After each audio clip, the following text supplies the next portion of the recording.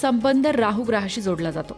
हे लोक अत्यंत कष्टाळू असतात, क्रांतिकारी विचारांचे सुद्धा असतात, त्यामुळे अचानक मोठे निर्णय घेऊन यश मिळवणारे सुद्धा असतात। परंतु यांच्या आयुष्यात आर्थिक चढ-उतार वारंवार येतात। हा अनपेक्षित अडथळा दूर करण्यासाठी आणि जीवनात स्थैर्य आणण्यासाठी त्यांनी रोज आपल्या कुलदेवीची पूजा करावी। कुलदेवीच्या आराधनेमुळे राहूचे दोष शांत होतात आणि अकाउंटमध्ये धनवृद्धीचे योग सुद्धा तयार होतात।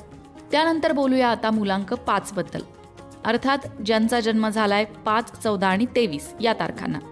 यांचा स्वामी आहे बुध ग्रह। या लोकांची संवाद शैली चांगली असते, हजरजबाबीपणा यांच्याकडे असतो, व्यापार किंवा नेटवर्किंगमध्ये सुद्धा अत्यंत हुशार असतात, ज्यामुळे ते व्यवसायात सुद्धा खूप वेगाने प्रगती करतात।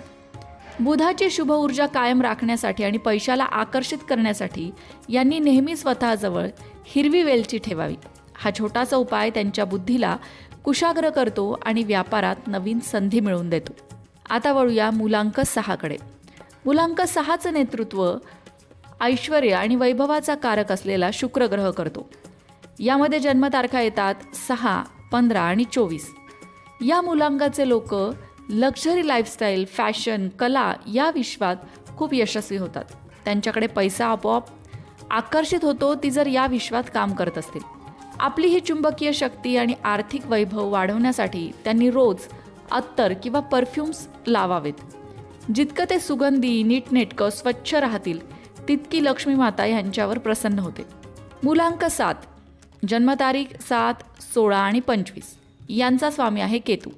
हे लोक आध्यात्मिक, संशोधक वृत्तीचे, गूढ विद्यांमध्ये रस असणारे असतात। मानसिक शांततेसाठी आणि संसारात राहून उत्तम धनलाभ व्हावा, यश मिळावं यासाठी यांनी हातात चांदी किंवा सोन्याचं कडं घालावं, घड्याळ किंवा अंगठी परिधान करावी। मौल्यवान धातू अंगावर बाळगल्याने यांची ऊर्जा संतुलित होते आणि आर्थिक अडसर दूर होतात। आता वळूया मुलांक 8 कडे, ज्यांचा स्वामी ग्रह शनी आहे आणि यामध्ये येणाऱ्या जन्मतारखा 8, 17 आणि 26।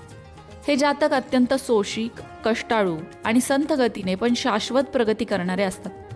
ते वयाच्या उत्तरार्धात प्रचंड संपत्तीचे मालक बनतात। शनिदेवाचा शुभ आशीर्वाद मिळवण्यासाठी आणि पैशांचा ओघ वाढवण्यासाठी त्यांनी रोज ॲमेथिस्ट अर्थात जांभळ्या रंगाचं एक रत्न आहे, या ॲमेथिस्टची अंगठी घालावी किंवा ॲमेथिस्टचं ब्रेसलेट घालावं। तुम्हाला आपल्या लोकमत भक्तीच्या वेबसाईटवर lokmatbhakti.com वर हे ॲमेथिस्टचं ब्रेसलेट मिळेल। ते कसं घालायचं, कोणत्या हातात घालायचं या सगळ्याबद्दल सविस्तर माहिती वेबसाईटवर दिलेली आहे।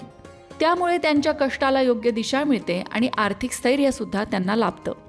आता वळूया मुलांक 9 कडे। मुलांक 9चा स्वामी आहे धाडसी आणि